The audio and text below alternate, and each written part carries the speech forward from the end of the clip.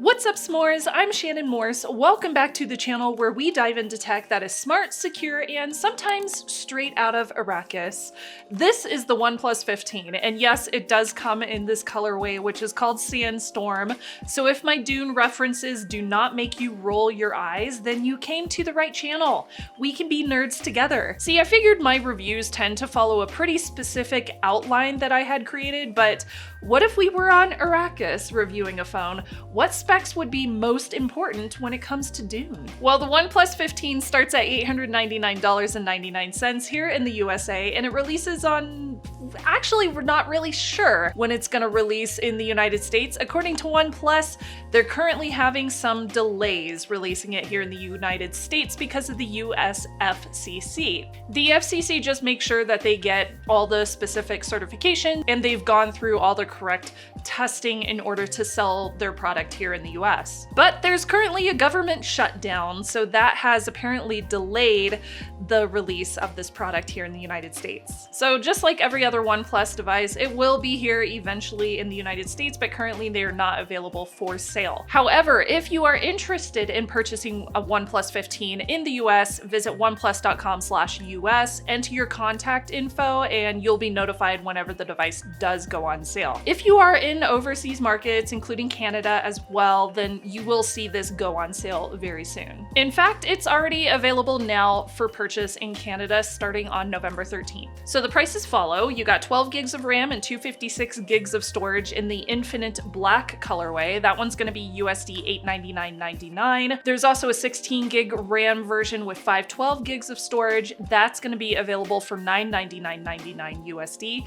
in all three colorways. Pricing might change as well because of current market conditions. Yay, tariffs. Okay, so with a triple chip setup, a 165Hz display, a 7300 mAh battery, and a brand new camera system, which is called DetailMax Engine, this phone is all about precision, performance, and longevity. It's kind of like the Bene Gesserit of smartphones. OnePlus used this thing called micro arc oxidation on the frame. It's a literal aerospace grade electrochemical process that gives it this ceramic level hardness. It is 3.4 times tougher than aluminum, and it does feel pretty cool to the touch, even if you've been using this under the twin suns. It is also very durable, so I could see this thing surviving through those sandstorms. Whenever you're traveling on a sandworm to the southern hemisphere, you should be just fine.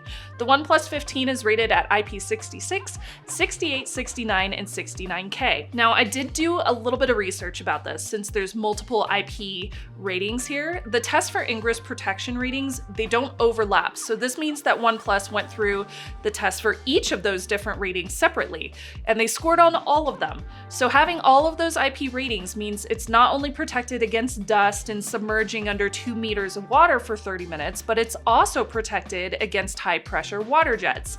So you should be good, whether you're on Arrakis or on Caladan. The design is very sleek, it's really symmetrical, it's very minimalist with a 1.15mm ultra slim bezel, and that also makes the 6.78-inch display look like it takes up almost the entire front of the phone. This is the world's first 1.5K 165Hz LTPO display with an 1800 nits high brightness mode. Now it can also go down to 1 nit by default and 0.5 nit when you enable reduce white point.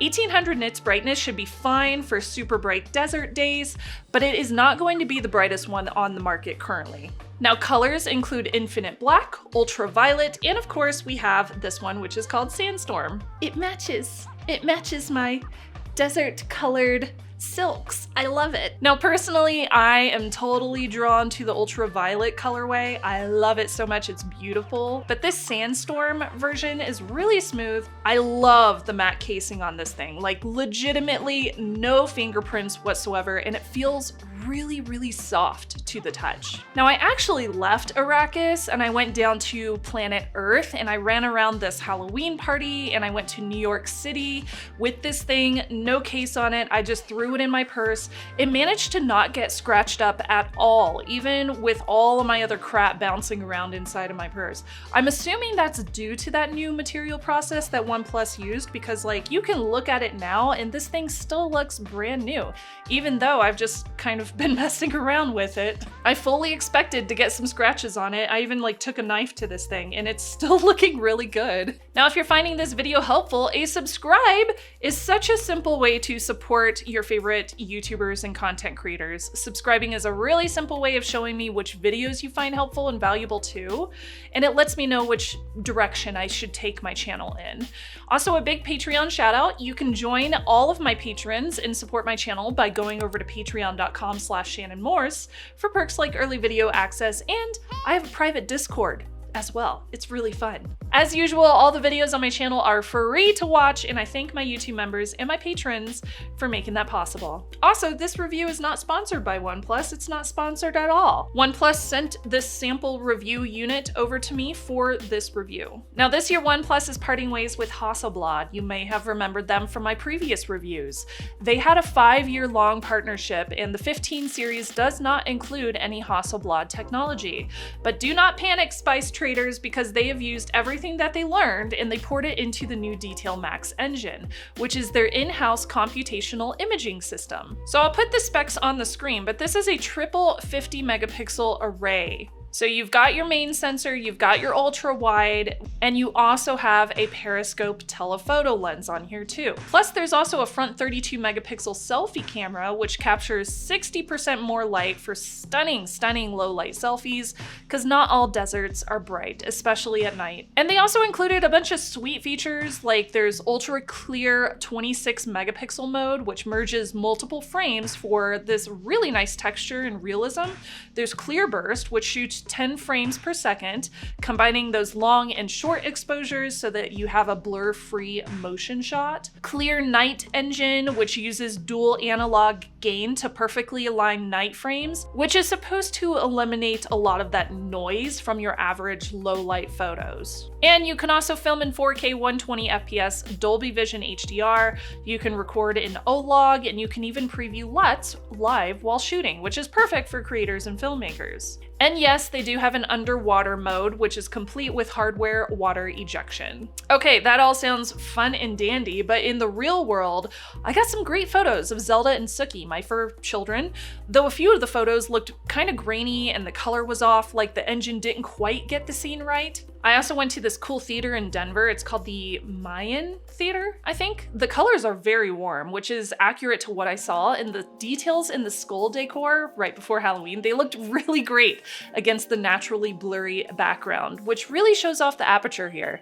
There's also a built-in text OCR feature, so if you take a picture of a sign at an angle like this, switch the camera app over to the text tool and it will straighten out the sign so the entire thing is in focus. It was so cool and it worked every single time I used it. I was also able to capture some beautifully crisp macro shots, like this one of flowers, and the colors are a little bit cool on this cloudy day in New York, but I felt like all the detail was there and the exposure was correct. I'm also very impressed by my sunset photos.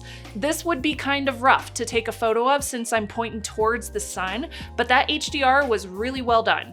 I did get slightly different tones when I used the wide angle versus the main lens though, so keep an eye out for that. Then I tried zoom in. Now there's this yellow flower way back there, so I zoomed in on it and you do lose a lot of detail. The photo mostly becomes a blur of colors.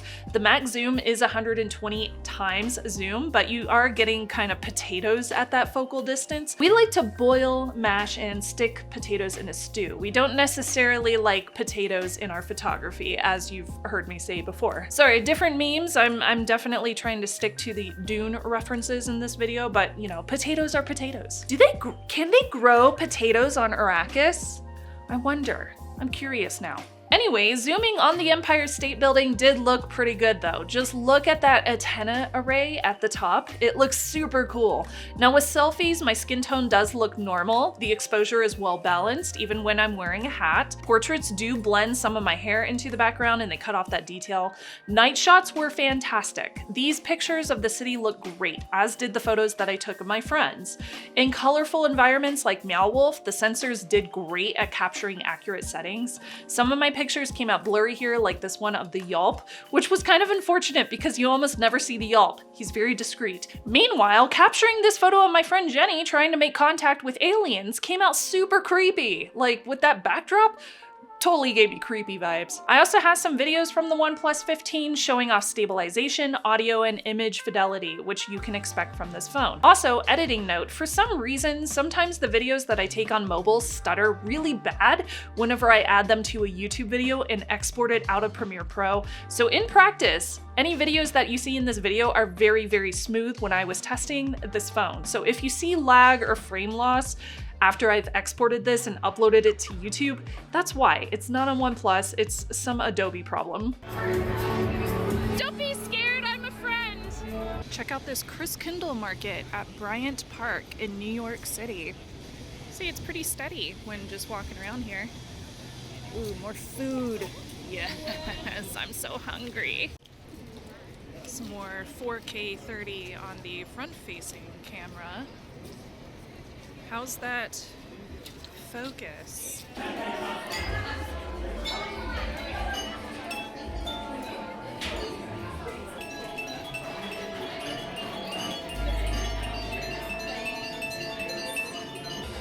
my god. Where's the rum gone?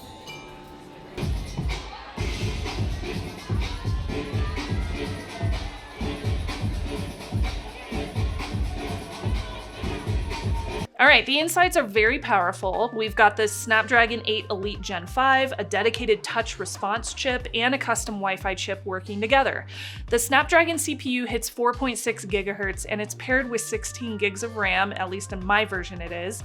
And this phone feels just as fast as a Fremen Fighter. The dedicated touch chip does give you a 3200 hertz sampling rate, which means that your reflexes, like if you're playing video games, are gonna feel really zippy. Then you have a Wi-Fi chip, and this one is 50% faster and stronger. And here's a look at my Wi-Fi tests on the Wi-Fi 7 network, which were incredibly fast. Like, it's almost as fast as my fiber connection in my house. I have fiber to the door, but this is on Wi-Fi, Wi-Fi 7. Now, Wi-Fi 7 is supposed to be fast, so this chip in here is doing a heck of a good job, especially on Wi-Fi. I was very impressed, and I was testing this alongside other phones too, and none of the other ones did half as well as this one did in terms of the upload and download speeds, but especially with upload speeds. This one is crazy quick. All right, so with the touch sampling, plus that 165 hertz native display, this supports some really nice gameplay. Whether it's Genshin Impact, like I enjoy playing, or something with a bit more action, like you could play PUBG on here, Call of Duty, you've got some great contenders. It's very, very smooth. Plus they built in this really fancy gyroscope for accurate FPS gameplay, kind of like sniping Sardaukar from a sand dune. Not that I do that, but you know, just saying for my Fremen friends. Now, to keep things cool, there is a 360 cryo velocity cooling system with a big old vapor chamber. It's the thermal equivalent of wearing a still suit. So heat goes out, performance is gonna stay in. My 3D Mark scores are listed here, and in my gameplay it was very smooth. The graphics looked excellent. You can see some of my gameplay here. It did not overheat, and the battery drained consistently but not quickly in gameplay. Now, I say that as a caveat because while gaming was fine, I will mention that it gets noticeably hot when I ran stress tests in 3D Mark. In fact, it did not even finish the 3D Mark stress test that I tried to run, which you can see here. I recorded the stress test so you can see proof of this, which is a 20-minute intensive graphical test, but most of the phones, in fact almost all of them, are able to complete this test 1, 2, or 3 times. And I usually try to get 3 different ranges and 3 different tests out of a phone before I tell you the completion and give you the score, so that you kind of have a good range of what kind of scores you can expect out of a phone. But this one couldn't even finish 1 stress test, so that's a concern. Now, the 7300 mAh dual cell battery is the biggest one that OnePlus has ever put in a flagship. Charging is ridiculously fast, 80 watts wired, 100 watts with the optional GAN adapter, and 50 watts wireless AIRVOOC. And it's fast, it's great. I mean, OnePlus, I love OnePlus because they always include those adapters in the box still, which is so nice to see in 2025. But also, they are including those super fast charging speeds, and that is part of what is setting my expectations for other manufacturers going into 2026. We need to see faster charging, okay? Okay. Now if you're gaming, you can use bypass charging, which powers the phone directly from the outlet so the battery doesn't heat up. Again, excellent for a day out in the sun collecting spice. Now my battery started at 100% at 11:15 a.m. and on a battery drain test where I streamed 4K 60p video at full brightness, it lasted for a full 24 hours. It did finally hit 3% at 11:15 a.m. the next day. So you will get less if you are going heavy on gaming, GPS, camera usage, but for day to day, I feel comfortable saying that this will get you through to the night. You will probably be all right the next day too if you forget to charge it. OnePlus's OxygenOS 16 introduces Plus Mine, which is a feature that lets you save anything on your screen. That includes notes, travel plans, memes, into one organized space called Mind Space. It's kind of like having your own personal Mentat storing all of your thoughts for you. And then we have Google Gemini, which also exists here and is integrated with other tools like AI Recorder, which transcribes meetings in separate speakers, AI Portrait Glow, which fixes bad lighting for studio quality selfies. There's AI Scan, which turns paper into PDFs. There's also AI Play Lab, which has experimental tools for video creation and translations. You also get 4 years of operating system updates and 6 years of security patches, which is huge, though I want to see OnePlus increase that OS update support length because 4 is a little bit lower. There's also an ultrasonic in-display fingerprint reader, which I tested out a ton and it works very accurately. It was super smooth, very fast, and I also like that little animation that they included there. Bluetooth 6.0 and again, Wi-Fi 7. So this phone is basically your personal still suit. It is sealed, it's efficient, and it is built for survival. I do wish we had longer operating system updates though, and the cameras could be consistently better because when it does give you a good shot, it looks great. And it got very hot when I was doing those stress tests, which was very strange given that the gaming was perfectly fine. Your massive battery and charging speeds are a huge win. I love the speed and efficiency of the operating system, especially for gaming, but I want to know what you think too. Are we down with House OnePlus, or are we gonna stick with a different house? Don't forget to like, subscribe, and shout out to my Patreon s'mores for keeping the spice flowing. I appreciate all of you. Thanks for watching. I'll see you next time. Bye, y'all.